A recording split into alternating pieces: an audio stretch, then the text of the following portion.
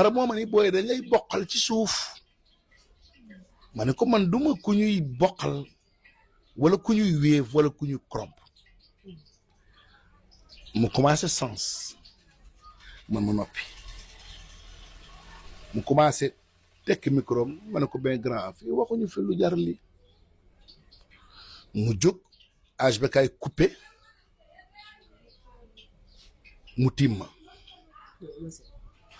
di ma saaga ay nday barke alquranul karim Lanjang mu ngi taxaw Père Bekaay ngi toog Zallo ngi toog Serigne Mbacke ngi toog Picc Ramatu ak Baye Ball Mbuub dinaa nangam tan sa nday yow réewande gi ngay jaay dinaa nangam tan sa nday billahi barke alquran ma noppi rek mu commencé wax ay kii maanaam il était sur les pieds de m'attaquer te na sant yàlla bu baax parce que dafa doon commettre l'irréparable mooy da doon def loo xam ni après du xam fan la koy waxee di ma saaga jóg bi mu jógee ma xam ne kii dafa am intention dal suma kaw parce que boobu maa ngi ko woon gannaaw mu jug déplacé wu jàkkaarloo ak moom lu ma ko def ba may saaga dama seen maag moo ma yem jërim la may jërim ndey ma ngi ci biir suuf man sama ndey ngi ci biir suuf na natt kàddu yi ma wax ci moom ci est-ce que dana ko neex bu doon moom la parce que defuma ko lu jar mu may saaga donc ñuy wax dem ba tey yëpp li ñu wax xamuñ ci dara man lañu tooñ daggal ma ay ndey ba mu neex ko bëgg a dal sama kaw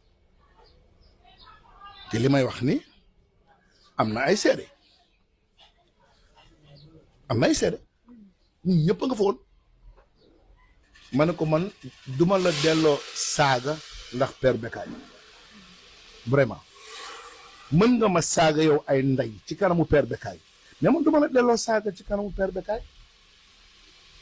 noppi saaga la ma plus de 4 ba 5 fois dinaa nangam tan sa ndey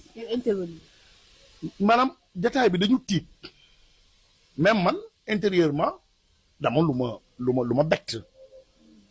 parce que Eumeu Sène bi ma xamoon man nga ni jullit nga xàqan da ngay woor da ngay julli liyaamu xiyaamu layli dem nga Makka pour man saaga yooyu bu ma saaga démb vraiment j'aimerais bien savoir lan laa ko def bu mu témm di ma saagay ndey parce que xaw ma ko te gisuma jataay bi ku fa def wala ku fa wax donc peut-être que dama jàpp ni dafa nekk ci benn zone de turbulence wala xëj na il n'arrive pas à digérer certaines choses wala boog jàpp naa ni que Eumeu Sène n'était pas prêt pour ñëw ci émission bu mel ni Pencum Lamb